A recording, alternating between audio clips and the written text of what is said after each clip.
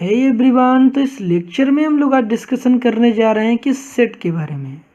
आखिर सेट क्या होती है। और आपको ये बात बता दो कि इस लेक्चर में हम लोग केवल एक सुपरफिशियल आइडियाज़ लेंगे। हम लोग बहुत ज़्यादा डिटेल में नहीं जाने वाले हैं। वो बातें पढ़ेंगे कि जो कि हमारे एग्जाम पॉइंट ऑफ व्यू से जो इम्पोर्टेंट है, ना कि डिफरेंट टाइप्स ऑफ सेट की इतनी डिस्कशन करने वाले हैं। तो फिर ज़्यादा बेसिक बातें नहीं बताने वाले हैं कि वो बातें मैं करूँगा कि जो आपके समझ में आ जाएगी, और ऐसी चीज़ें नहीं बात करेंगे जो कि आपके पेपर में आने वाले भी नहीं हैं और बिना मतलब कि आपको परेशान कर लेंगे। ठीक है, तो वो काम नहीं कर रहा हूँ। जो बातें मैं इस लेक्चर्स में या आने वाले लेक्चर्स में कह रहा हूँ वो आप फॉलो करना केवल, बाकी आपको काम करने की नीड नहीं है। ठीक है, तो जितनी बातें मैं बता रहा हूँ इसको प्रॉपरली क्या करना है, आपको नोट करते चले जाना है। जो बातें मैं कह रहा हूँ उसको फॉलो करना, आपको डेफिनेटली बेनिफिट होगा। तो चलो फिर स्टार्ट करते हैं। तो सबसे पहले देखो मेरे पास क्या आती है, सबसे पहली जो मेरी प्रॉब्लम आती है व्हाट इज सेट। तो एक बार तो थोड़ा बहुत तो बेसिक बनता है, ज़्यादा बेसिक नहीं चलूँगा। हमने कि एक सेट क्या है, सेट एक वेल डिफाइंड कलेक्शन है। किसका कलेक्शन है भाई? कलेक्शन बहुत सारी चीज़ों का होता है। कलेक्शन किसका? ऑब्जेक्ट्स का। ऑब्जेक्ट्स को ही हम लोग क्या कहते हैं? एलिमेंट कहते हैं। क्या कहते हैं? एलिमेंट कहते हैं। अब यहाँ पर देखो जो सेट कहा कि कलेक्शन है, कलेक्शन को वेल डिफाइंड क्यों कहा गया? अब कलेक्शन देखो हर चीज़ों का हो सकता है, बट एक वेल डिफाइंड कहने का मीनिंग हो गया एक सेट जो होता है एक ऐसी कलेक्शन होती है कि जो कि पर्सन टू पर्सन वेरी ना करे, दैट मीन्स वो चेंज ना हो। सपोज करो मैं आपसे ये कहता हूँ कि टॉप 10 क्या करना, टॉप 10 क्या ब्यूटीफुल लिस्ट जो है गर्ल की लिस्ट बताओ। टॉप 10 ब्यूटीफुल गर्ल की लिस्ट बनाओ।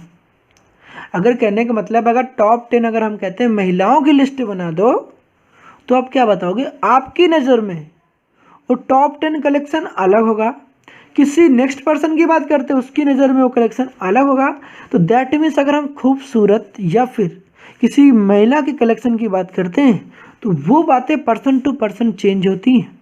हम उसमें कोई स्पेसिफिक बात नहीं कर सकते। तो दैट मीन्स वो एक स्पेसिफिक एक वेल डिफाइंड कलेक्शन नहीं है। वेल डिफाइंड कलेक्शन कौन सी होगी? सपोज करो मैं ये कहता हूँ कलेक्शन ऑफ वॉवेल्स।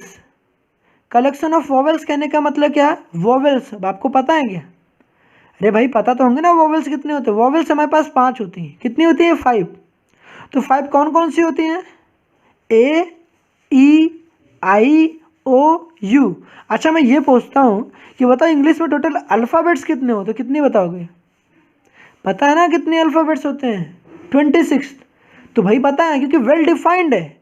अगर मैं किसी भी पर्सन से पूछता हूँ जो कि पढ़ा लिखा होगा, क्योंकि जो नहीं पढ़ा रहेगा वो क्या बताएगा? जो पढ़ा लिखा रहेगा उसे तो पता होगा ना कि अल्फ़ाबेट कितने हैं, कितनी है, क्या नहीं है। अब जो नहीं पढ़ा रहेगा उसके पास तो चले जाओगे भाई, वो तो गलती से गलत बताएगा। तो मैं क्या कह रहा हूँ कि किसी ऐसे इंसान के पास जानते हो जो कि लिटरेट है, एजुकेटेड है, उसके पास जाते हो, अगर आप ये पूछते हो कि बताओ इंग्लिश में कितने अल्फ़ाबेट होते हैं, कितना बताएगा? 26। तो कहने का सेंस ये है कि ऐसी चीज़ जो कि पर्सन टू पर्सन चेंज ना हो उसे हम क्या कहते हैं? एक वेल डिफाइंड कलेक्शन। और एक ऐसी कलेक्शन जो कि पर्सन टू पर्सन चेंज हो उसे हम वेल डिफाइंड कलेक्शन नहीं कहते हैं। तो जैसे कि हमने बताया 10 जो है खूबसूरत महिलाओं की कलेक्शन ले लो, तो यार हर इंसान की नज़रिया अलग है ना, हर इंसान का पर्सपेक्टिव सेम नहीं हो सकता है। तो हर इंसान के नज़र में खूबसूरत महिला का देखने का नज़र अलग हो सकता है, वो तो आप समझ रहे होगे। तो वो मैंने कहा कि वो चीज़ मेरी वेल डिफाइंड कलेक्शन नहीं होगी। आई होप आपको चीज़ें समझ में आई होंगी। तो वेल डिफाइंड कलेक्शन हम लोग सेट को क्यों कहते हैं, ठीक है। तो किसी भी सेट को हम लोग कैपिटल लेटर से रिप्रेजेंट करते हैं, जैसे कि आप दिख रहा है तो कैपिटल लेटर से, मेरी बात सुनना, कैपिटल लेटर से रिप्रेजेंट करते हैं। तो ये ए मेरा क्या है? सेट है।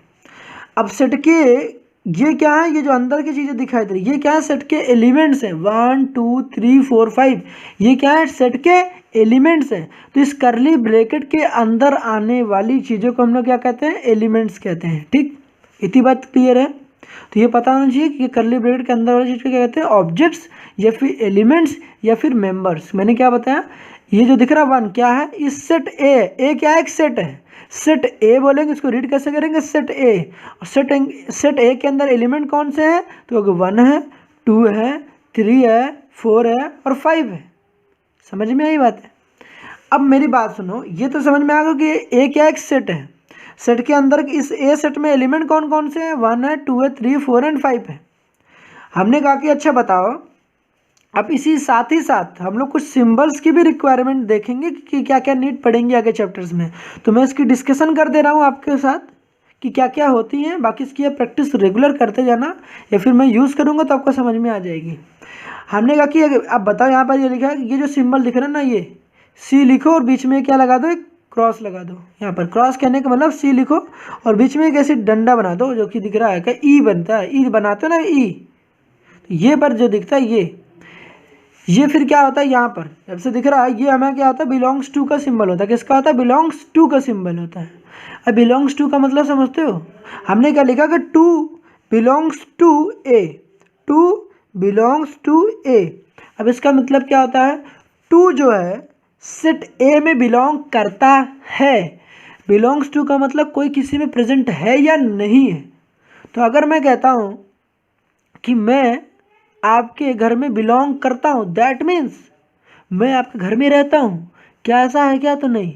अगर रहता हूँगा तो मैं आप लगाएंगे क्या कि ये पर्सन बिलोंग करता है इस घर में, नहीं करता तो क्रॉस लगा दोगे। तो बताओ क्या टू जो है इस सेट में बिलोंग कर रहा है, तो कहोगे हाँ यार। क्या टू बताओ ए में है, तो कहोगे हाँ है। अगर टू ए में है तो कहोगे टू बिलोंग्स टू ए। अगर क्या आप बताओ यहाँ पर इस सेट में क्या 6 है, तो क्या कहोगे 6 क्या ए में बिलोंग कर रहा है, नहीं। तो कहोगे 6 ए में बिलोंग नहीं कर रहा तो क्रॉस कर दो। तो बिलोंग का सिंबल ये, अगर डज नॉट बिलोंग नहीं है तो क्रॉस कर देना। इतनी बात क्लियर होंगी चीज़ें, ठीक है। उम्मीद है आपको समझ में आएंगी। तो ये चीज़ें बिलोंग्स टू का सिंबल है, ये डज नॉट बिलोंग्स टू का सिंबल है। क्लियर है। तो कोई चीज़ प्रेजेंट हो रही है किसी चीज़ में तो कहोगे बिलोंग करेगा इसमें, कोई चीज़ इसमें प्रेजेंट नहीं है तो कह देंगे बिलोंग टू नहीं करेगा, तो बिलोंग्स टू का ये वाला सिंबल यूज़ करेंगे। क्योंकि इतनी बड़ी सेंटेंस हम लोग नहीं लिख सकते हैं, उस सेंटेंस को और भी सॉर्ट आउट करने के लिए हम लोग कुछ स्पेसिफिक सिंबल्स की यूज़ करते हैं। वो चीज़ें आपको समझ में आ रही होंगी धीरे धीरे। अब जैसा कि आपने ये देखे होंगे, कंप्यूटर इस्तेमाल करते हैं, नहीं भी करते हैं तो कोई बात नहीं है, आपने देखे तो ज़रूर होंगे, ठीक है। ये जो सिंबल्स आपको दिखता है, जो कि आप कभी हिंदी लिखते हैं तो हिंदी में देखते हो ना, फुल स्टॉप लगा देते हैं, पूर्ण विराम। वहाँ पर उसी तरीके से ये जो वर्टिकल डंडा दिख रहा, बार बार दिख रहा ना, वर्टिकल डंडा, ये जो है, और या फिर इसी को हम लोग कैसे रिप्रेजेंट करते हैं, ये इसको बोलते हैं कॉलन। अब कॉलन ध्यान रखना दोनों डॉटेड हैं। अगर एक ऐसे बना होता ना, ऐसे, कहने का सेंस क्या है, देखो मैं बता रहा हूँ यहाँ पर, जस्ट वेट अ मिनट। तो देखो मैं क्या बता रहा हूँ, देखो ये जो सिंबल से कॉलन का है, लेकिन अगर ऐसे लिखा होता, कॉमा लगाते और यहाँ पर ऐसे कर देते, ये किसका सिंबल होता है, सेमी कॉलन का। किसका सिंबल है, सेमी कोलन का सिंबल है, ठीक। ये ध्यान रखना, ये जो सिंबल है दोनों दोनों दिख रहे हैं, ये जो है दोनों डॉटेड दिख रहे हैं, हमने ये किसके सिंबल है, कोलन के। अब इस कोलन का मीनिंग क्या होता है, इसे कोलन बोलते हैं, या इस्तेमाल ये करो या तो ये करो। अब इस कोलन को बोलते कैसे, मैथ्स में रीड आउट कैसे करते, इसको पढ़ते हैं क्या मैथ्स में, ऐसे आपकी लैंग्वेज है कि इसको कोलन बोलते हैं, मगर इस मैथ्स में इसकी क्या है, इसको कोलन नहीं बोलते हैं, इसको हम लोग कुछ स्पेशल नाम देते, तो उसका नाम क्या है इस कोलन को, इस कोलन को मैथ्स में हम लोग क्या कहते हैं, सच दैट कहते हैं। क्या कहते हैं, सच दैट। समझ में आ रही चीज़ें, क्या कहते हैं, सच दैट। अब इस सच दैट का मीनिंग क्या होता है, सच दैट का मीनिंग होता है इस प्रकार है कि। क्या होता है इसका मतलब, इस प्रकार है कि, या फिर होता है इस प्रकार है कि। अब क्वेश्चन में जब इस्तेमाल करूँगा ना तब समझना, वहाँ पर सच दैट का मीनिंग क्या होता है, इस प्रकार है कि।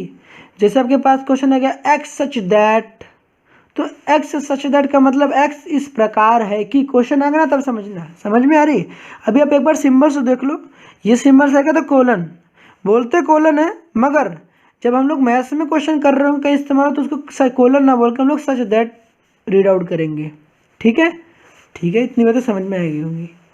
हमने ये किसका सिंबल, उल्टा ए दिख रहा है ना, इन्वर्टेड ए, इसको बोलते हैं फॉर ऑल या फॉर एवरी। क्या बोलते हैं, फॉर ऑल या फॉर एवरी।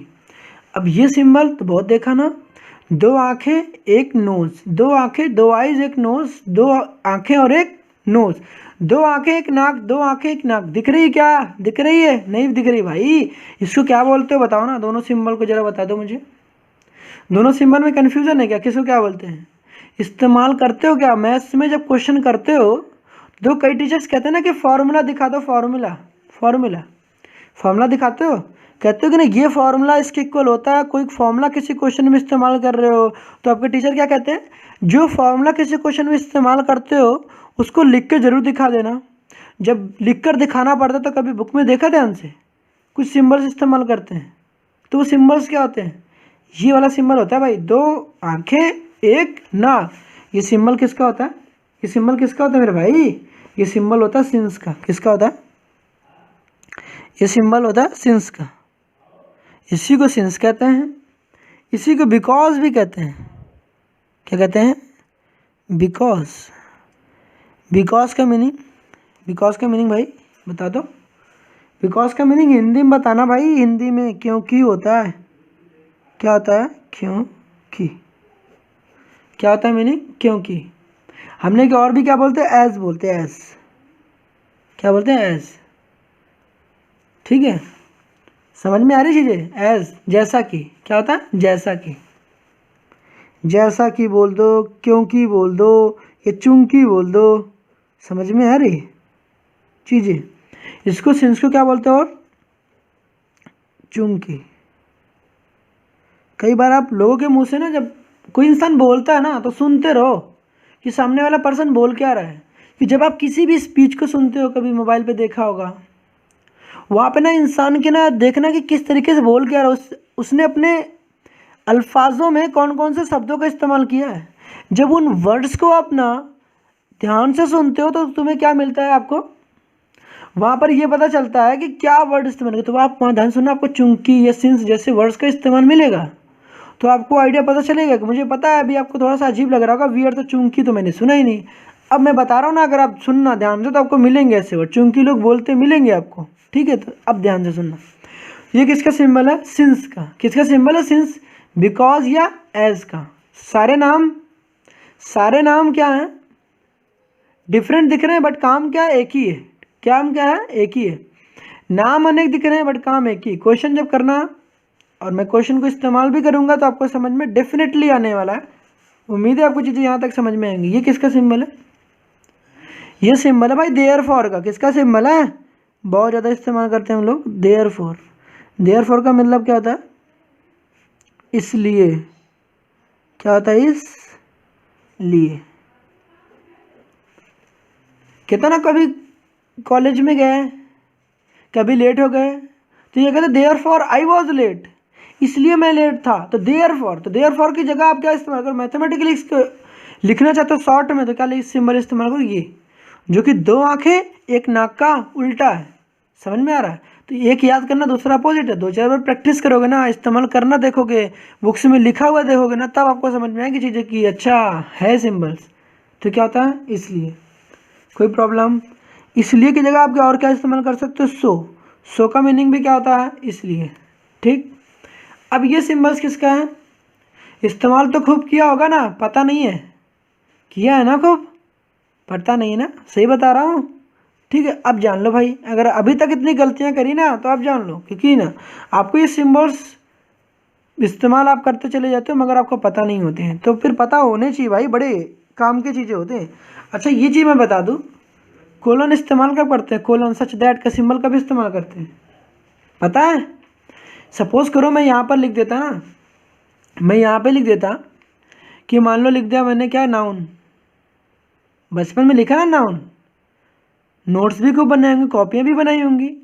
नाउन लिखा तो नाउन लिखने के बाद देखते हो नहीं कभी बार, मान लो पहला फर्स्ट हेडिंग थी मेरी नाउन, और नाउन के बाद नाउन को एक्सप्लेन करने जाते हो।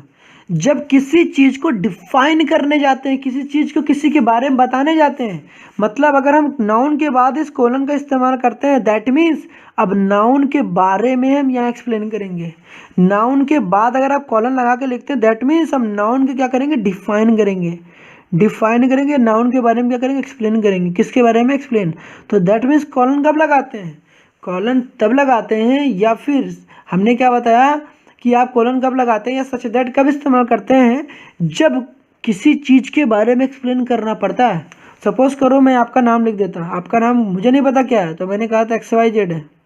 हमने अगर XYZ के बाद सच दैट लगाया, दैट मीन्स आप XYZ के बारे में यहाँ पर एक्सप्लेन करेंगे कि XYZ कैसा है, वो अच्छा है या बुरा है, कैसा भी है, तो उसके बारे में एक्सप्लेन करनी पड़ेंगी।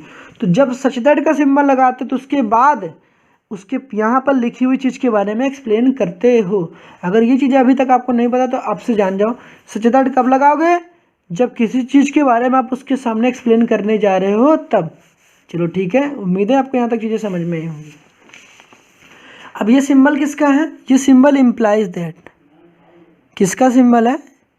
इम्प्लाइज दैट का सिंबल है। अब इम्प्लाइज दैट का मीनिंग क्या होता है? इम्प्लाइज दैट का मीनिंग होता है इसका मतलब है कि, इसका मतलब है कि। अब कहोगे भाई यार सिंबल इस्तेमाल करता था, ये किसी ने मतलब तो बताया ही नहीं। अरे भाई किसी ने नहीं बताया ना, अब जान लो। प्रैक्टिस करोगे, बोलोगे ना, तब समझ में आएगी, तब लगेगा यार बंदे ने बता रखा है आपको। तो ये किसका सिंबल है? हो यार ये भी तो मैंने देखा है बट पता तो है ही नहीं मुझे तो लगता था जब मैं इंग्लिश पढ़ता था लगता था ये तो फर्जी लिखा हुआ कुछ भी ऐसे, मगर भाई मीनिंग है। क्या मीनिंग है? मैथ्स में भी इस्तेमाल होता है, कभी इंग्लिश पढ़ना वहाँ भी इस्तेमाल होता है। इसका मतलब होता है दैट इज।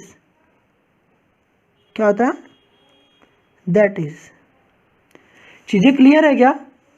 तो अगर इतनी चीज़ें क्लियर है ना तो एक काम कर लो, पहले नोट कर लो कि अगर इतनी चीज़ें क्लियर हो गई भाई नोट कर लो। बिल्कुल ऐसे नहीं दिख रही ना तो ऐसे नोट कर लो, ठीक है। जैसे दिखती है आपको वैसे नोट करो। कंफर्टेबिलिटी आपकी होनी चाहिए, बट हाँ ठीक है, उम्मीद है आपने नोट कर लिया होगा। ऊपर तो कुछ नोट करने वाला खास था नहीं, फिर भी नोट करना चाहते हो तो कर लो, ठीक है। तो सेट एक वेल डिफाइंड कलेक्शन होता है। आगे बढ़ते हैं, कुछ हमारे पास क्या इंपॉर्टेंट चीज़ें उसको ज़रा देखते हैं, ठीक। तो अब देखो हमारे पास क्या है, नेक्स्ट हमारे पास जो आती है वो हमारे पास क्या है कि मोस्ट कॉमन मैथमेटिकल सेट्स आते हैं कि हमने क्या किया ना, सेट को कैपिटल लेटर से रिप्रेजेंट करते हैं। तो हमारे पास थे कुछ मैथमेटिकल सेट्स हैं, जैसे कि आपने पढ़ा होगा ना बचपन से, यार भाई पढ़ा तो जरूर होगा, natural number, whole number, real number, rational number, irrational number, पढ़ा है। तो वही और कुछ नहीं कह रहे। तो ये हमारे पास क्या मोस्ट कॉमन मैथमेटिकल सेट्स है, यही सेट्स है भाई। नेचुरल नंबर क्या है? सेट है। होल नंबर क्या? सेट है। किसका सेट है? होल नंबर का सेट है।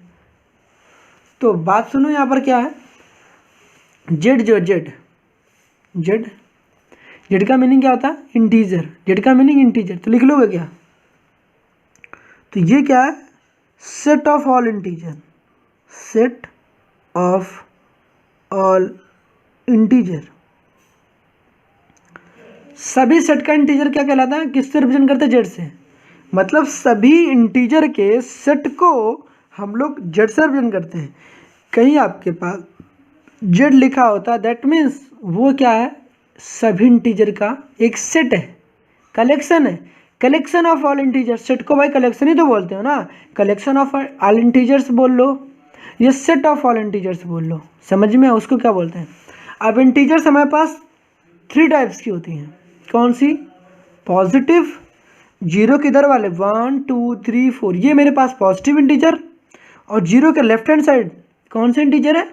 Negative integer. कौन से? Negative integer. और जीरो क्या है? Neither positive nor negative integer. चीज़ें क्लियर है क्या? मैंने क्या बोली कि जीरो के ये वाले जितने दिख रहे हैं ये क्या है मेरे पास? Positive integer. 1 2 3 4 ये मेरे पॉजिटिव इंटीजर। जीरो के मतलब -1 -2 -3 ये क्या है? नेगेटिव इंटीजर है। और जीरो क्या है? ना तो पॉजिटिव ना तो नेगेटिव इंटीजर है, ये एक न्यूट्रल नंबर है। क्या है? न्यूट्रल है। समझ में आई बातें? ठीक है। अब क्या है कि इसके बाद के जीरो के बाद वाले नंबर 1 2 3 4 इसको हम लोग क्या कहते हैं? Set of positive integer. 1 के बाद कहाँ तक भाई? अच्छा मेरी बात सुनना चाहिए। दूसरी बात क्या सुननी है? 1 2 3 4। 4 के बाद ऐसे बहुत सारे नंबर्स है, इसके लिए आप इंग्लिश में क्या बोलते हो? 1 2 3 4 एंड सो ऑन लगाते हो। And so on. And so on का मीनिंग होता है इत्यादि। इत्यादि का मतलब आगे ऐसे और भी चीज़ें हैं, सेम पैटर्न में चीज़ें फॉलो हो रही होंगी। समझ में आ रही है? लेकिन होता क्या है, जब हम लोग ऐसे रिप्रेजेंट करते हैं वहाँ पर हमने बहुत सारे डॉटेड्स लगा देते, डॉट्स 1 फिर मतलब जैसे यहाँ मैंने 3 डॉट्स लगा रखे हैं। आप क्या करते हो? 4 5 6 ऐसे लगातार लगाते जाते हो जहाँ तक आपको लगता है। मगर एक बात सुन लो, ये 3 डॉट्स ही क्यों लगते हैं? बाकी हम लोग ना अपनी बेवकूफ़ी करते हैं वहाँ ज़्यादा लगाकर। समझ रहे हो? वहाँ पर 3 डॉट्स लगते हैं केवल। इस 3 डॉट्स का मतलब क्या होता है? एलिप्सिस कहते हैं इसको। एलिप्सिस। 3 डॉट्स को क्या बोलते हैं, एलिप्सिस। तो एलिप्सिस का मीनिंग क्या होता है, 3 डॉट्स। तो जब हमारे पास ना एंड सो ऑन की बात आती है ना, तो अपने मन से ना बहुत सारे डॉट्स नहीं इस्तेमाल करते हैं, केवल 3 डॉट्स इस्तेमाल करते हैं, ये बात ध्यान रखना। आगे और भी नंबर लिखना ना भाई, तो लिखते जाना, इसका मतलब अगर इतनी सारी डॉट्स लगाने क्या नहीं है, केवल 3 डॉट्स। स्पेशली कितने कहे गए हैं, केवल 3 डॉट्स। बाकी जितने डॉट्स हम लोग अपने मन से लगाते हैं सब क्या है, गलत। तो अब से क्या करोगे, केवल एंड सो ऑन को रिप्रेजेंट करना पड़ेगा, तो केवल 3 डॉट्स लगाना, ठीक है भाई। यार आप इम्प्रूव करोगे ना तो आपसे शुरुआत होगी। माना भी बहुत से लोग इस्तेमाल करते हैं, चीज़ें गलत करते हैं, मगर पहली शुरुआत आपको करनी पड़ेगी, क्योंकि जब आप पहली शुरुआत अपने आप से करोगे तभी तो और लोगों में चेंजेस लेकर आओगे ना। तो वो गलत कर रहे हैं, आप भी ऐसा ना करो, तो फिर पहली शुरुआत आप करोगे। चीज़ें क्लियर है क्या, ठीक है। तो हमने कि 1 2 3 4 ये सारे नंबर्स क्या हैं, इसको करली ब्रैकेट के अंदर पैक कर दो, तो वो क्या बन जाएगी, एक सेट। वो सेट का नाम क्या देंगे, नेचुरल नंबर। नेचुरल नंबर्स को ही हम लोग क्या कहते हैं, पॉजिटिव इंटीजर। क्या कहते हैं, ये मेरी बात सुन लेना, कोई बोलता है पॉजिटिव इंटीजर तो क्या बोलना है, दैट मीन्स पॉजिटिव इंटीजर का मतलब नेचुरल नंबर। नेचुरल नंबर्स को ही पॉजिटिव इंटीजर्स कहते हैं। चीज़ें क्लियर है क्या। और नेचुरल नंबर कहाँ से स्टार्ट होती है, 1 से। तो 1 के जस्ट बाद नंबर 2, फिर 3, फिर 4, फिर 5 एंड सो ऑन, ऐसे चलते जाओगे, समझ में आई। तो ये नेचुरल नंबर था। होल नंबर 0 से, होल नंबर 0 से, तो 0 फिर 1 2, नेचुरल नंबर 1 से और होल नंबर 0 से। तो इसको बोलते क्या है, set of all whole number. Set of सभी होल नंबर के सेट को किससे रिप्रेजेंट करते हैं, W के। सभी पॉजिटिव इंटीजर को किससे रिप्रेजेंट करते हैं, N से। ये Z के ऊपर प्लस लगाते हैं, Z के ऊपर प्लस मतलब Z का मतलब इंटीजर, और Z प्लस का मतलब Z पॉजिटिव इंटीजर, समझ में आया। Z प्लस का मतलब पॉजिटिव इंटीजर, समझ में आया, सेट ऑफ पॉजिटिव इंटीजर। और कहीं पर रियल नंबर लिखता है, रियल R लिखता है, R का मतलब set of real number, R plus का मतलब set of positive real number. और Q क्या होता है, एक रेशनल नंबर। रेशनल नंबर क्या होता है, ऐसे नंबर्स जिनको P/Q के फॉर्म में एक्सप्रेस किया जा सकता है, उसे हम क्या कहते हैं, रेशनल नंबर। जहाँ पर डिनोमिनेटर 0 नहीं होना चाहिए। मैंने क्या बोला, रेशनल नंबर क्या होते हैं, ऐसा नंबर्स जो कि P/Q के फॉर्म में एक्सप्रेस किए जा सकते हैं, उसे हम क्या कहते हैं, रेशनल नंबर। क्या 0 भाई, 0 को रेशनल नंबर कह सकते हो, बिल्कुल कह सकते हो, ठीक। क्यों कह सकते हो, कि 0 के नीचे किसी भी नंबर के नीचे, अगर किसी भी नंबर के नीचे कुछ नहीं है दैट मीन्स वहाँ पर 1 है, और जब किसी भी नंबर के नीचे यार कुछ नहीं है दैट मीन्स 1 है।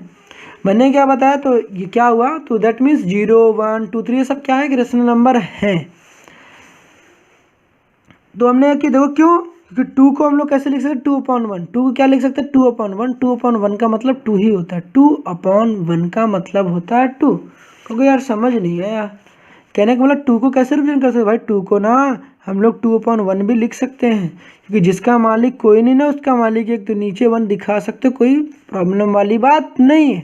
तो P/Q लिखोगे, देखो ऊपर वाला मेरा P हो जाएगा, नीचे वाला क्या हो जाएगा, Q हो जाएगा।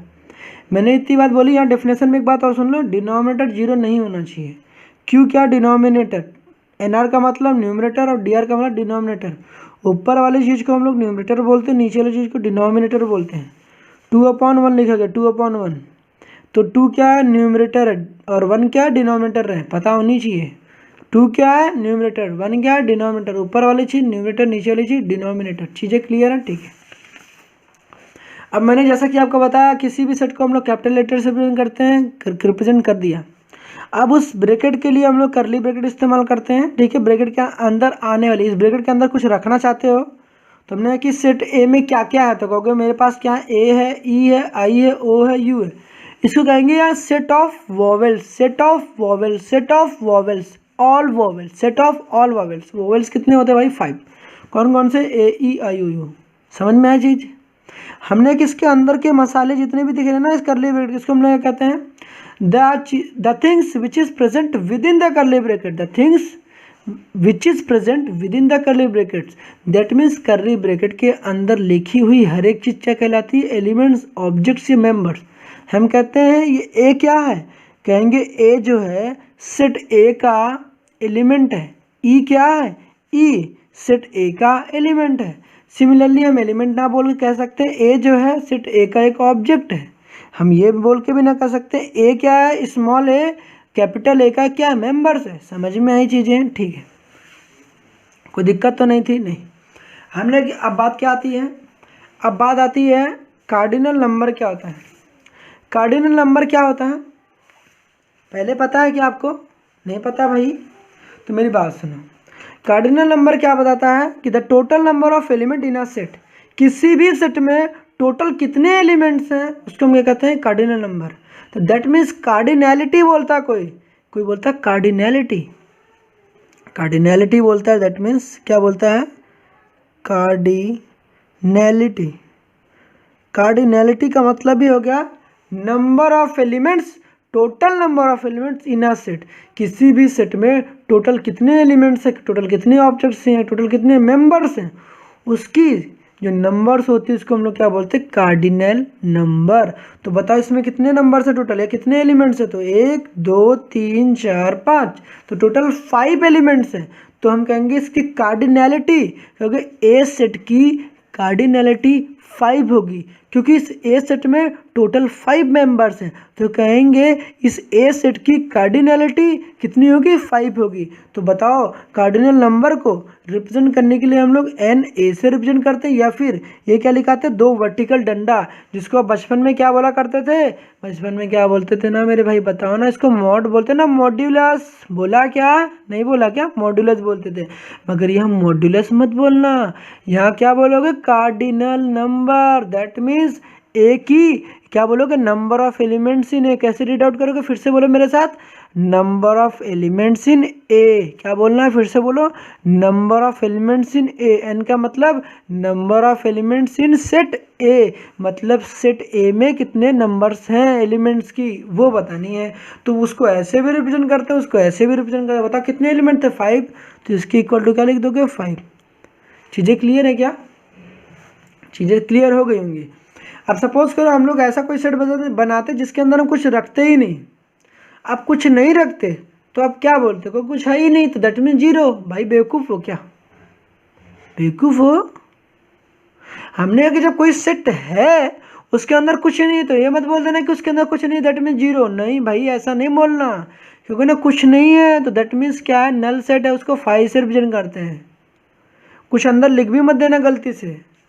अगर ना ये हमारे पास क्या है? नल सेट है, तो इसी को नल सेट बोलते हैं, इसी को एम्प्टी सेट बोलते हैं, इसको वॉइड। एम्प्टी का तो मतलब पता होगा ना भाई, एम्प्टी का मतलब खाली, खाली कुछ नहीं है, खाली एकदम खल्लास, ठीक है। तो नल सेट, एम्प्टी सेट या वॉइड सेट। हमने कि कोई बी सेट है जिसके इसके करली ब्रैकेट के अंदर कुछ नहीं है, तो कुछ नहीं है तो ठीक है, अच्छी बात है, कुछ नहीं है। तो हम लोग इसी को किससे रिप्रेजेंट करते हैं? 5 से। 5 का मतलब क्या था? 5 PHI 5। 5 का मतलब क्या आता है? एम्प्टी सेट या नल सेट। चीज़ें क्लियर है?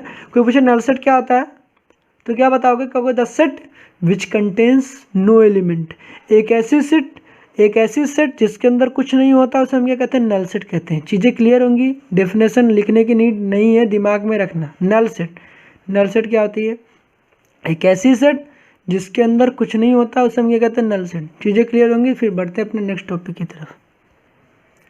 अब मेरी बात सुनो, इसके बाद इस्तेमाल होने वाली ना हर एक टर्म, इसके बाद इस्तेमाल होने वाली हर एक टर्म इतनी ज़्यादा इंपॉर्टेंट है कि मैं बता नहीं सकता।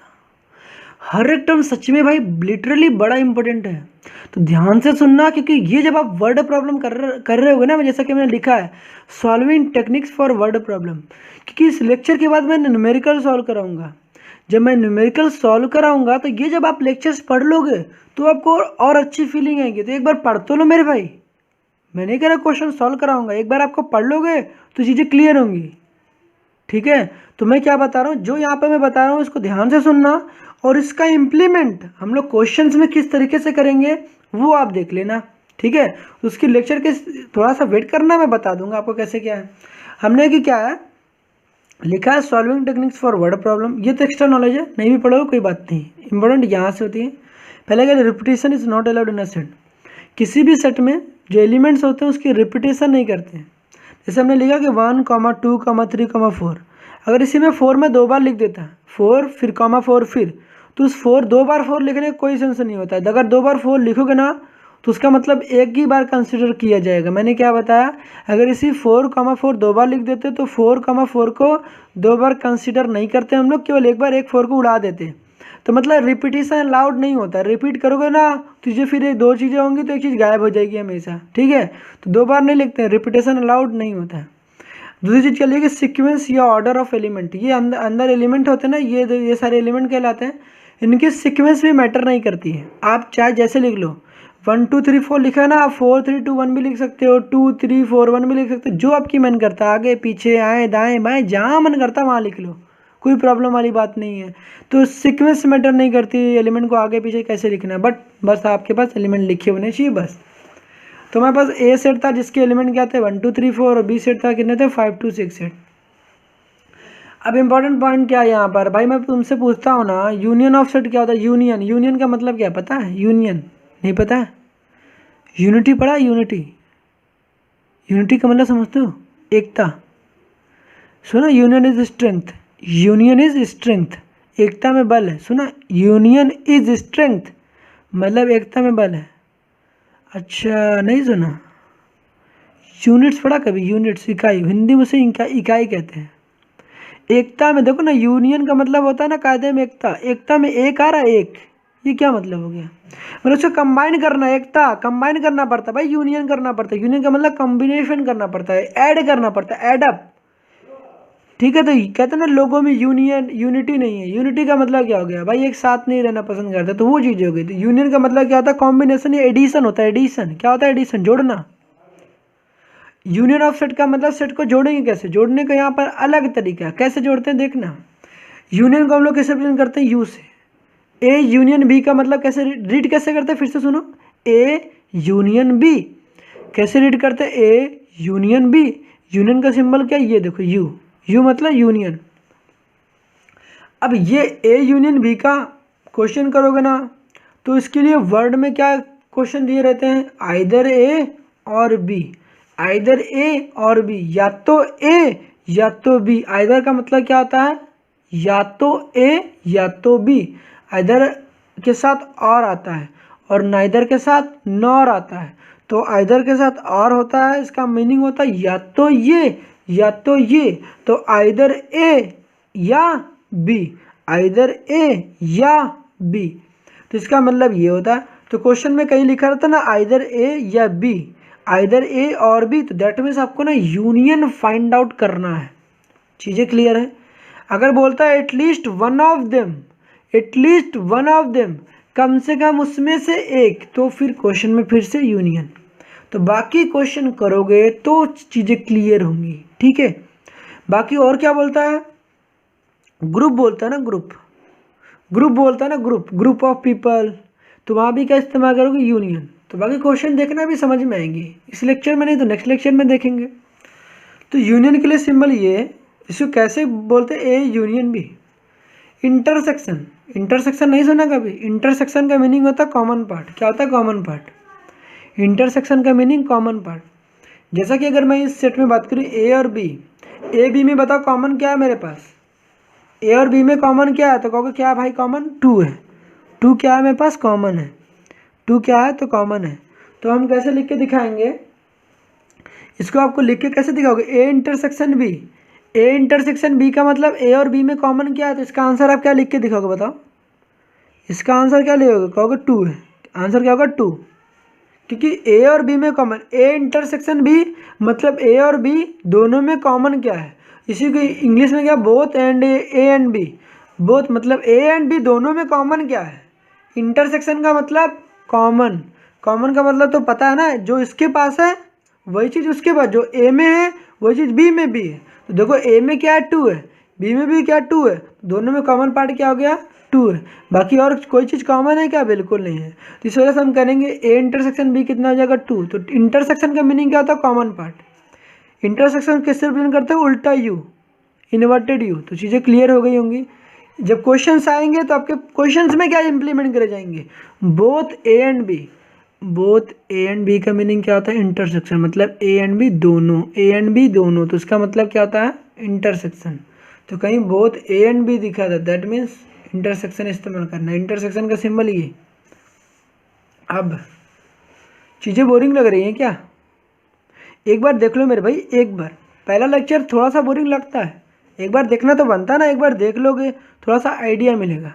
पहली लेक्चर बोरिंग लगती है, क्वेश्चन करेंगे ना सारी बोरिंग आपकी दूर हो जाएगी। ठीक है, हमने कि A but not B, question में आएगा A but not B, A B की जगह भाई कुछ और लिखेंगे ना हम लोग, but problem A B C सीखते हैं। A but not B, but not B मतलब मुझे केवल ए चाहिए, मुझे केवल ए चाहिए, ए बट नॉट बी। तो मुझे ए चाहिए ना, तो ए में से बी को हटा दो, ए में से बी को हटा दो।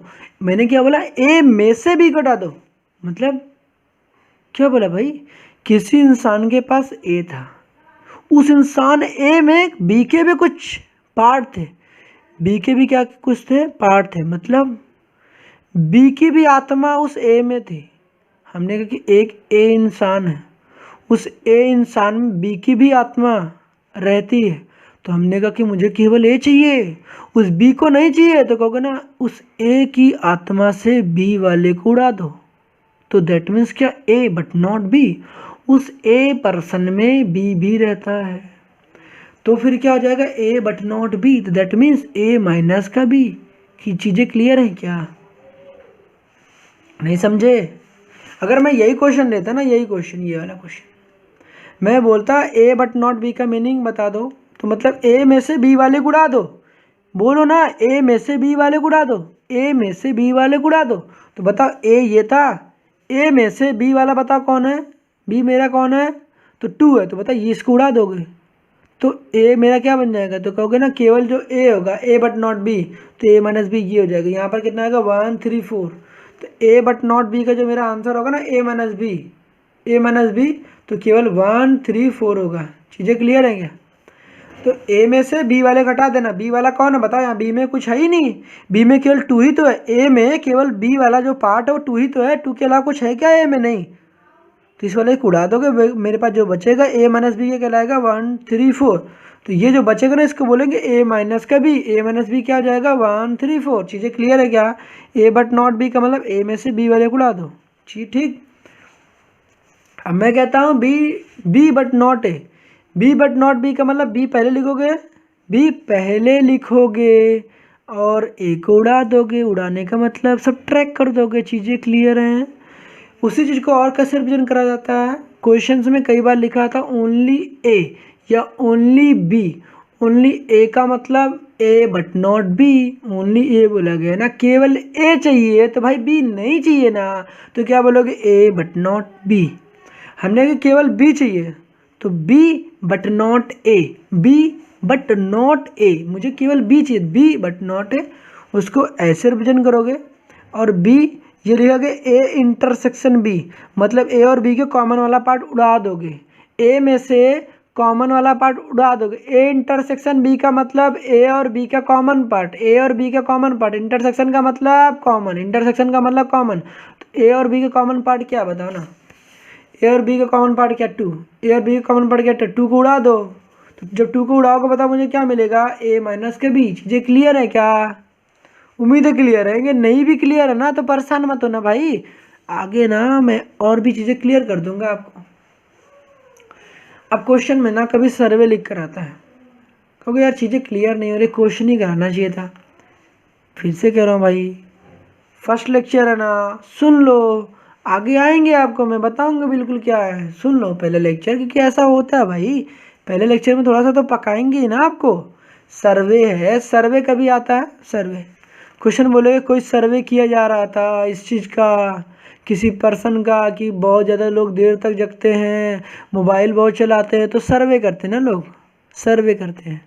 हमने एक उसको सर्वे जब बोलता ना क्वेश्चन में, तो सर्वे का मीनिंग हो गया यूनिवर्सल सेट। क्या होगा यूनिवर्सल सेट?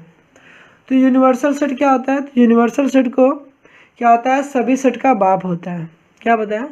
यूनिवर्सल सेट एक ऐसा सेट जो कि सबका बाप होता है, मतलब समझ गए होगे ना? ठीक, समझ गए होगे, अच्छी बात है। नहीं भी समझोगे तो क्वेश्चन करना तभी समझोगे। हमने एक उसको यूनिवर्सल सेट को रिप्रेजेंट किससे करते हैं, रेक्टेंगुलर बॉक्स से रिप्रेजेंट करते हैं। यूनिवर्सल सेट के अंतर्गत मतलब क्या है, यूनिवर्सल सेट यूनिवर्स एक ब्रह्मांड है, ब्रह्मांड के अंदर हर चीज़ मतलब क्या होता है, एग्जिस्ट करती है। तो हम कहेंगे क्या बताओ, आप ब्रह्मांड के पार्ट हो क्या, आप ब्रह्मांड के पार्ट हो क्या, तो कहोगे हाँ हम हैं। तो कहोगे ना, अगर आप पार्ट हो तो कहोगे you are a subset of universe, you are subset of universe. तो सबसेट का मतलब पार्ट, सबसेट का मतलब पार्ट, सबसेट का मतलब भाग हो, हिस्सा, सबसेट का मतलब हिस्सा। अगर हम कहते हैं आप किसी घर में रहते हो, आप घर के हिस्से हो, मतलब उसके उस सदस्य हो, तो हम कहेंगे कि आप उस घर के सबसेट हो। सबसेट का मतलब उस घर के आप हिस्सा हो, तो हम कहेंगे कि आप उस घर के सबसेट हो। तो बाकी यूनिवर्सल सेट सबका बाप होता है, बाकी जितने भी सेट दिखते हैं आपको सब यूनिवर्सल सेट के सबसेट होते हैं, मतलब हर एक सेट यूनिवर्स में पाई जाएगी। ठीक है, नहीं क्लियर होगी कोई बात नहीं। तो every set is a subset of universal set, मतलब हर एक सेट यूनिवर्सल सेट का हिस्सा होता है। क्या होता है? हिस्सा या पार्ट होता है, पार्ट होता है। दैट मीन्स यूनिवर्सल सेट सबसे बड़ा सेट होता है, और जितने भी सेट होंगे इस यूनिवर्सल सेट के पार्ट होंगे भाई, पार्ट पार्ट। ठीक है, सबसेट की जगह पार्ट भी बोल सकते हो। तो मैंने क्या बोला? Every set is a part of universal set. That means universal set एक बड़ी सेट है, बाकी सारी सेट उसके पार्ट होंगे, मतलब वो टुकड़े होंगे, भाग होंगे। ठीक, अब ये क्या रिप्रेजेंट कर, रेक्टेंगुलर बॉक्स क्या रिप्रेजेंट कर रहा है? यूनिवर्सल सेट को।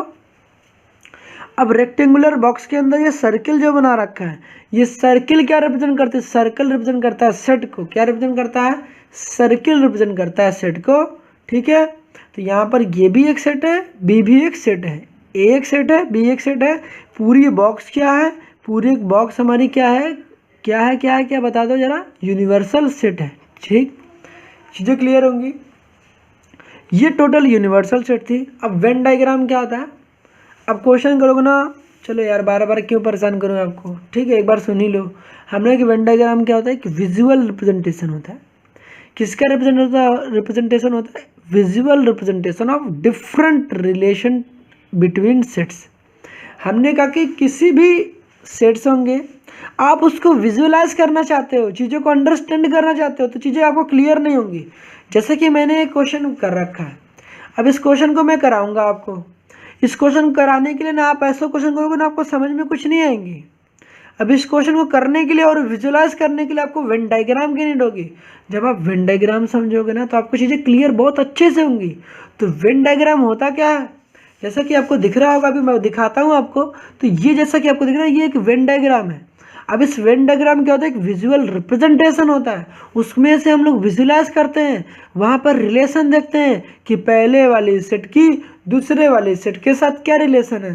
तो वहाँ 2 सेट हो सकते हैं, 3 सेट हो सकते हैं, कई सेट्स होते हैं। तो मिनिमम हम लोग कितने पढ़ते हैं? 3 सेट। मिनिमम कितने? 3 सेट। तो वहाँ देखते it is a visual representation and different relationship between sets.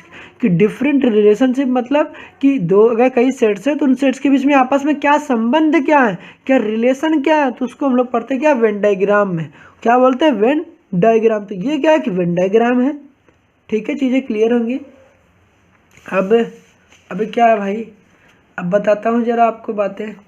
अब आती इतनी बातें आज के लिए मुझे लगता है बतानी चाहिए, ये बातें क्लियर कर लेना। बाकी उसके बाद नेक्स्ट लेक्चर में ना हम लोग प्रॉब्लम डिस्कशन करेंगे। ठीक है, तो यहाँ पर देखो मैंने क्या बना रखा है, ये मेरे पास क्या है? एक वेन डायग्राम है, जैसा कि दिख रहा है। इसके पूरा रेक्टेंगुलर बॉक्स क्या है? मेरे पास यूनिवर्सल सेट है। ये ए मेरा एक सेट है।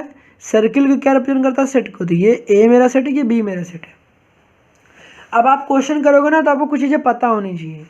अगर मैं क्वेश्चन करता हूँ, ठीक है, अगर मैं ये वाली पार्ट की डिस्कशन करता हूँ, केवल मैं किसकी पार्ट की डिस्कशन करता हूँ? ये जो आपको पार्ट दिख रहा है, ये वाला पार्ट क्या रिप्रेजेंट करता है? इसको मैं थोड़ा सा डार्क कर देता हूँ। ये वाला जो पार्ट रिप्रेजेंट करता है, ये चीज़ दिख रही है क्या आपको? अच्छे से दिख रही ना? ये वाला पार्ट क्या रिप्रेजेंट करता है? ये वाला पार्ट, ये पूरा पार्ट जो आपको रिप्रेजेंट करता है, वो क्या रिप्रेजेंट करता है? Intersection part. कौन सा पार्ट? इंटरसेक्शन वाला पार्ट मेरे भाई। कौन सा पार्ट? इंटरसेक्शन वाले पार्ट रिप्रेजेंट करता है। तो ये जो पार्ट अभी सेड किया, सेड, तो ये पूरा पार्ट यह रिप्रेजेंट करता है A intersection B. A intersection B, A intersection B का मतलब ए और बी में कॉमन क्या है? ए और बी में कॉमन क्या है? तो कॉमन पार्ट ये वाला रिप्रेजेंट करेगा। चीज़ें क्लियर है क्या? नहीं क्लियर है? हमने कहा कि अच्छा ऐसी बातें हैं। मैं अगर आपसे ये कहता हूँ, इसको मैं थोड़ा सा कलर कर देता हूँ। ठीक है, अभी चीज़ें और क्लियर दिखेंगी। हमने कि ये ए इंटरसेक्शन भी है। अगर मैं इस यूनिवर्सल सेट को ना पूरी तरीके से ना फिल कर देता हूँ, यहाँ से यहाँ देखो जरा, ये पूरा पार्ट जो कि आपको दिख रहा है ये वाला, जितना मैंने ऑरेंज कलर से शेड कर रखा है ना, ये पूरा पार्ट, दोनों सर्कल को पूरा ले लिया है। तो ये होता है, ये यहाँ से लेके पूरा यहाँ तक जो कि आपको दिख रहा है, यहाँ से पूरा यहाँ तक, ये पूरा जितना 70%, ये होता है ए यूनियन बी। ये किसको रिप्रेजेंट कर रहा होता है? ए यूनियन बी को। और ये जो पार्ट है इस तरीके से रिप्रेजेंट करे, ये ए इंटरसेक्शन बी है और ये वाला पूरा ए यूनियन बी है, मतलब ए और बी का कॉम्बिनेशन। चीज़ें क्लियर हैं? अगर मैं यहाँ पर आपसे ये केवल बात करता, आपसे मैं केवल क्या बात करता, इतना पार्ट में क्या कहने का मतलब, ये वाला पार्ट। चीज़ें क्लियर नहीं होंगी तभी दिख जाएंगी। ये वाला पार्ट जो दिख रहा है ना, ए वाला पार्ट, ये ठीक है, ये वाला जो पार्ट दिख रहा है आपको, ये पोर्शन टोटल थोड़ा सेट कर लेते हैं, जस्ट वेट अ मिनट। तो मैंने आपका टाइम वेस्ट नहीं किया, मैंने इसको सेट कर लिया है। तो मैंने क्या बताया आपको, ये जो पार्ट दिख रहा है आपको ये, अब जैसे एक बार सुनो, यहाँ ए और बी सारे मिलके रहेंगे, यहाँ पर ए और बी का कॉमन पार्ट जो कि ए और बी दोनों में होगा, ये कॉमन पार्ट होगा। A and B, A intersection B का मतलब ए और बी दोनों में जो चीज़ कॉमन होगी यहाँ रिप्रेजेंट करेंगे, इसको बोलते हैं ए इंटरसेक्शन बी। ये वाला पार्ट हमने कि ये जो पार्ट दिख रहा है ये, इसमें देखो ए टोटल पूरा ए कितना होता है, यहाँ से लेके यहाँ तक कॉमन पार्ट भी हमने केवल ए चाहिए, मुझे केवल ए। यहाँ पर ए और बी दोनों मिलकर रहते हैं ये वाले पोर्शन में, मुझे केवल ए चाहिए, तो ओनली ए वाला पार्ट ये रहेगा। ये वाला पोर्शन क्या है? ओनली ए, ओनली ए। ओनली ए का मीनिंग इसको लिख सकते हो, ए में से बी को हटा दो, ए माइनस बी। और कैसे रिप्रेजेंट कर सकते हो, ए में से बी को हटाना ना, दैट मीन्स ए में से बी को हटा दो। दैट मीन्स ए, देखो ए की आत्मा थी, उसमें बी भी रहता था, तो ए और एक ही शरीर में दो आत्मा है, तो हमने कि एक शरीर में दूसरी वाली आत्मा को हटा दो। तो हमने कि ए में से ए था ना, उसी में बी भी रहता था, उसी में बी वाले को उड़ा दो। देखो ना, ए पूरा था, ये पूरा ए था, अब उसी में बी भी आ रहा था, हमने उड़ा दो भाई, इसको मुझे नहीं लेना, इसको नहीं लेना। हमने कि ए में से बी वाले पार्ट को उड़ा दो। देखो ना, ये वाला चीज़ तो नहीं ले रहे ना, अगर पूरा मैं ए लेता तो पूरा ए मेरा यहाँ से लेके यहाँ आता, मैंने इसको लिया क्या? नहीं, इस पूरे ए में से देखो बी वाले पार्ट को उड़ा दिया, मतलब इसको मैं कंसिडर नहीं कर रहा। तो मतलब हम कहेंगे कॉमन वाले पार्ट को ही तो भैया उड़ाए हो, ये वाला पार्ट ही तो होता है ना ए इंटरसेक्शन बी। ये वाला पार्ट क्या होता है? ए इंटरसेक्शन बी होता है कि नहीं? तो हम कहेंगे ए में से ए इंटरसेक्शन बी उड़ा दो। तो फिर क्या हुआ? तो कहोगे ना ओनली ए का मतलब ए माइनस बी भी होता है, या फिर ऐसे भी रिप्रेजेंट कर सकते हो, या ए में से ए इंटरसेक्शन बी। चीज़ें क्लियर है क्या? तो जब कभी भी आपको क्वेश्चन में आता है मुझे केवल ए चाहिए, तो ये रिप्रेजेंट करोगे। मुझे यहाँ पर ए यूनियन बी लिखा गया, आइदर ए और बी आता है, आइदर और आता है क्वेश्चन में, क्या आता है? आइदर और आता है, तो क्या इस्तेमाल करोगे? ये वाला सेट बनाओगे, आइदर और आता है क्वेश्चन में, तो फिर क्या बनाओगे? ये वाला डायग्राम यूनियन के इस्तेमाल करोगे। और केवल करता है both A and B. Both A and B का मतलब ए और बी दोनों कॉमन पार्ट, क्या आता है? Common part, A and B के common part, A and B का common part, A and B के कॉमन पार्ट, तो ये रिप्रेजेंट करोगे। उम्मीद है यहाँ तक चीज़ें क्लियर होंगी। अगर चीज़ें क्लियर है यहाँ तक तो भैया क्या करोगे? एक काम कर लो, थोड़ी सी और भी चीज़ें देख लो। ये दो सेट की बात करी थी, अगर मेरे पास 2 सेट बनाने पड़ेंगे तो ऐसे रिप्रेजेंट करो। कैसे? ये 3 तरीके देखना चाहते हो ना, तो अच्छे से देख लो भाई, ठीक है। ये क्या है? मेरे पास 2 तरीके हैं, तो क्या 3 तरीके ना भाई। देखो ना, ये चीज़ें थोड़ी सी और नीचे कर दूँ, अभी क्लियर है? ठीक है, उम्मीद है आपको चीज़ें क्लियर होंगी। तो फिर आप देखो नेक्स्ट जो चीज़ें हैं वो क्या है। अगर मेरे पास ना अभी 2 सेट बनाया ना, 2 सेट बनाएंगे, अभी 3 सेट मिलेंगे, तो 3 सेट में क्या करोगे? 3 सेट। डायग्राम अच्छा लग रहा है क्या? अच्छे लग रहे हैं ना डायग्राम? कोई बात नहीं, हमने कि लिखा 3 सेट बनाओगे, 3 सेट। देखो ना, करना कुछ नहीं भैया, एक ऐसा गोला बनाना है, एक ऐसा गोला बनाना है, कैसा। तो ये क्या होता है? ये वाला पोर्शन केवल ए होगा, ओनली ए।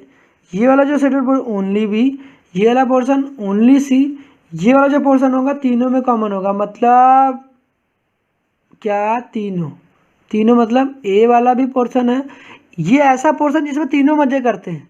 मतलब अगर मैं कहता ना डांस करने की बात करता ना, तो डांस करने में ये वाला जो पोर्शन है इसमें तीनों लोग डांस करते, ए भी डांस करता है, बी भी डांस करता है और सी भी डांस करता है।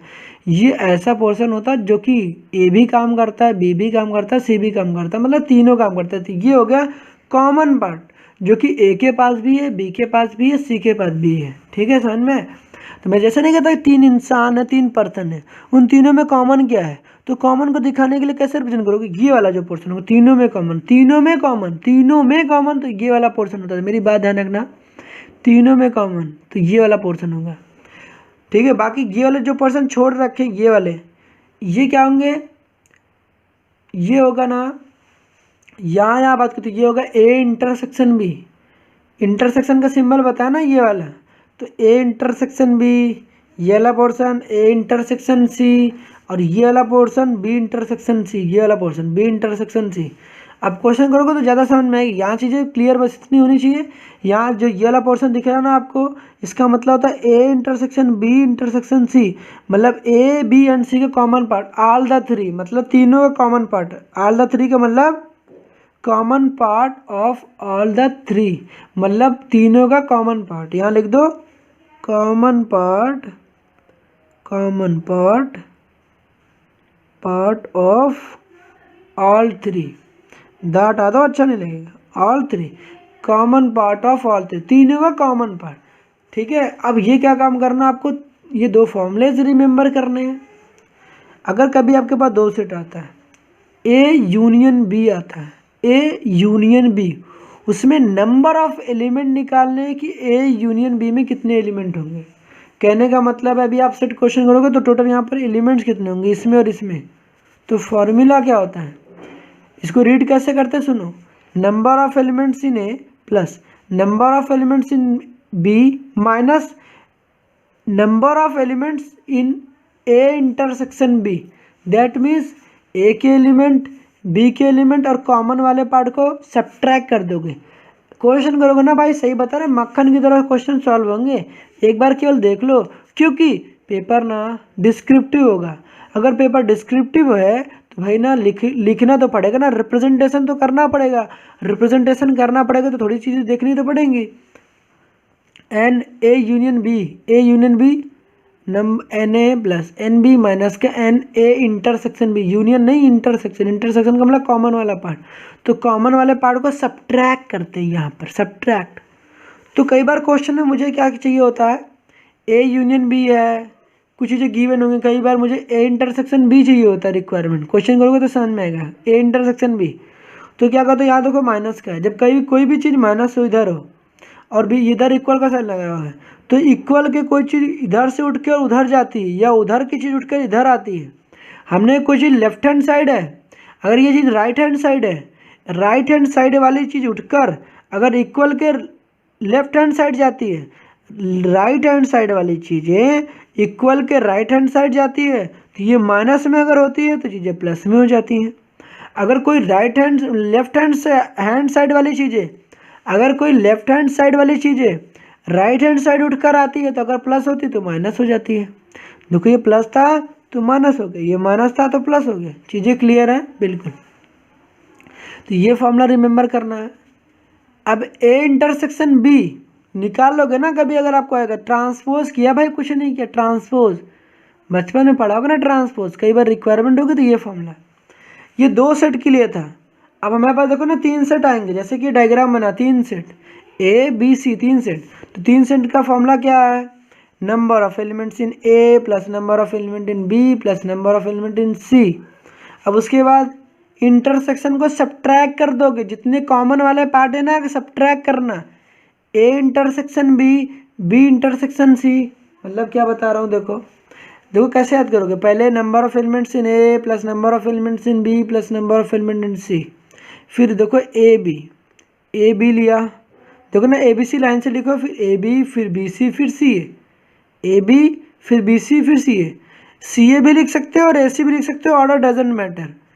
ए सी देखो ना ए इंटरसेक्शन, इसको क्या बोलते हैं, इंटरसेक्शन, ए इंटरसेक्शन बी। अब अगर ऐसे को लोगे ना साइकिल चलाओ, बी इंटरसेक्शन सी। अब ये वाला लोगे तो ए इंटरसेक्शन सी, क्योंकि ए से बी चले गए, बी से सी चले गए। अब सी से ए बोलो या ए से सी बोल लो, ठीक है। तो आपकी जो है दोनों सही हैं, तो ए इंटरसेक्शन सी लिख लो या सी इंटरसेक्शन ए लिख लो। समझ में? ये कॉमन वाले पार्ट को उड़ा देना, तीनों कॉमन वाले पार्ट को देखो, पहले दो दो कॉमन को उड़ा दोगे, ए और बी कॉमन को उड़ाओगे, बी और सी के कॉमन को उड़ाओगे, सी और ए के कॉमन को उड़ाओगे। उड़ाने का मतलब सब्ट्रैक्ट कर दोगे।